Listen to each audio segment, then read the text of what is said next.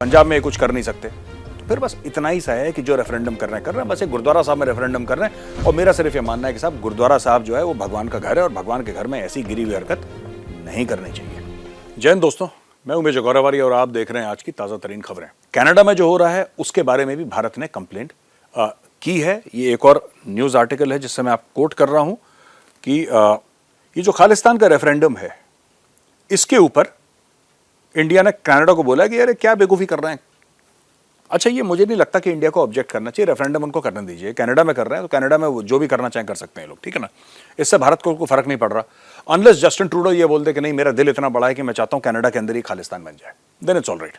वरना ये इनकी इतनी हिम्मत तो नहीं है कि पंजाब में कुछ कर दें, राइट। पंजाब में कुछ कर नहीं सकते, तो फिर बस इतना ही सा है कि जो रेफरेंडम कर रहे हैं बस एक गुरुद्वारा साहब में रेफरेंडम कर रहे हैं। और मेरा सिर्फ ये मानना है कि साहब गुरुद्वारा साहब जो है वो भगवान का घर है और भगवान के घर में ऐसी गिरी हुई हरकत नहीं करनी चाहिए। एक और खबर है दोस्तों बड़ी इंटरेस्टिंग, और ये खबर ये है, मैं पढ़ के बताता हूं कि 3 खालिस्तानी जिनके ऊपर मुकदमे थे भारत में एक पुलिस थाने पर अटैक करने के लिए, उन 3 खालिस्तानियों को कनाडा में गिरफ्तार कर लिया गया है। अच्छा, इन खालिस्तानियों के नाम क्या है? सतबीर सिंह, जसविंदर सिंह और परमिंदर सिंह। सतबीर सिंह, जसविंदर सिंह और परमिंदर सिंह ये खालिस्तानी हैं और इन्होंने भारत में पुलिस स्टेशन पर हमला करा था, फिर यहां से फरार हो गए। बुजदल तो होते हैं खालिस्तानी, एक बार अटैक करेंगे फिर चुप थोड़ा ना रहेंगे। आपने देखा किस तरीके से जब फार्मर प्रोटेस्ट हो रही थी तो खालिस्तानी आए और खालिस्तानी गए वो रेड फोर्ट में, जो भी उन्होंने उत्पात मचाया, जैसे ही दिल्ली पुलिस ने डंडा चलाना शुरू करा सारे खालिस्तानी गायब। सो ये सीखते हैं अपने पाकिस्तानी आकाओं से। उनके पाकिस्तानी भी ऐसे ही हैं, खूब अटैक कर दिया 1971 में, ये कर दिया वो कर दिया, जब भारतीय सेना ने अटैक करा सरेंडर कर दिया। तो they are learning from their Pakistani counterparts, ये साफ सीधी बात है। तीसरी बात मैं कहना चाहता हूं कि ये जो लोग थे, जो 3 बंदे जो अरेस्ट हुए ना, भारत इनके एक्स्ट्रेडिशन की बात कर रहा है। ये कह रहा है क्योंकि ये कनाडा के सिटीजन नहीं है, ये पहले लंदन गए, फिर लंदन से फ्लाइट पकड़ रहे थे कनाडा, वहां पे इनको पकड़ लिया गया है और ये वही लोग हैं भारत ने आइडेंटिफाई करा है। अब इनको वापस बुलाया जाएगा, पहली चीज तो कनाडा से ये एक्स्ट्रेडिशन हो गया है। और जिन्होंने यूके के हाई कमीशन पे अटैक करा था उनके एक्स्ट्रेडिशन की बात, यानी कि वापस उनको इंडिया लाने की बात भारत कर चुका है। देखिए टाइम लगता है एक्स्ट्रेडिशन में, जो भारत के सिटीजन है वो तो आ जाएंगे कुछ समय के बाद, उसमें कोई ज्यादा पेचीदा मामला नहीं है वो। लेकिन जो वहां के हैं सिटीजन खालिस्तानी, वो लोग जो हैं वो थोड़ा सा पेचीदा मामला कर रहे हैं, क्योंकि वो वहां के बाहर के सिटीजन हैं, लेकिन फिर भी क्योंकि उन्होंने भारत भूमि पर अटैक करा है, जो हमारे कॉन्सुलेट्स हैं that is sovereign Indian territory, उसके ऊपर हमला करा है, तो उसके भी एक्स्ट्रेडिशन के लिए भारत बात कर रहा है। समय लगेगा लेकिन वापस आएंगे और फिर वो लोग एक्सपीरियंस करेंगे, महसूस करेंगे जो भारत की मशहूर मेहमान नवाजी है। दोस्तों, सिडनी शहर ऑस्ट्रेलिया में, वहां पे कुछ खालिस्तानी मिले 4-5 और एक भारतीय स्टूडेंट को बहुत बुरी तरीके से मारा। उस स्टूडेंट का जुर्म क्या था कि वो भारतीय है और खालिस्तानी नफरत फैलाना चाहते हैं।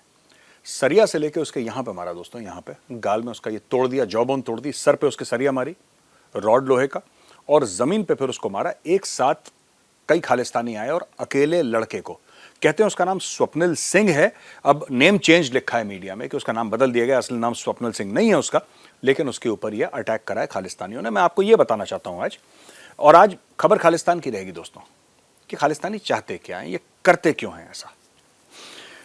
सबसे पहले हमें यह बात समझनी पड़ेगी कि जो खालिस्तानी हैं वो जो मंदिरों पे अटैक कर रहे हैं, जो वो हाई कमीशन पे अटैक करते हैं, एम्बेसीज पे अटैक करते हैं, कॉन्सुलेट्स पे अटैक करते हैं, ये क्या है? ये दोस्तों एक साफ सीधी ये बात है कि खालिस्तानियों को कभी भी ये बात जो हिंदू सिख एकता है भारत में, ये खालिस्तानियों को कभी हजम नहीं होती। वो चाहते हैं कि कुछ ऐसा बवाल हो जाए कि विदेश में कुछ करें और भारत में रिएक्शन हो जाए, इसीलिए खालिस्तानी ये करते हैं। मैं फिर से आपको बताता हूं, मंदिरों पर अटैक करना मतलब यह कि यहां पे कोई पागलपने की हरकत करे, बेवकूफ़ी की हरकत करे और कुछ ऐसी चीज़ कर दे जिसको वो बता सकेंगे साहब ये देखो ये ऐसा हिंदू कर रहा है भारत में। तो सबसे पहले तो जितने भी सिख भाई हैं और हिंदू भाई हैं, अपनी एकता बनाए रखिए। जब तक आप एक हैं ये खालिस्तानी हारते रहेंगे, जिस दिन आपके बीच में दरार पड़ी खालिस्तानी जीत जाएंगे।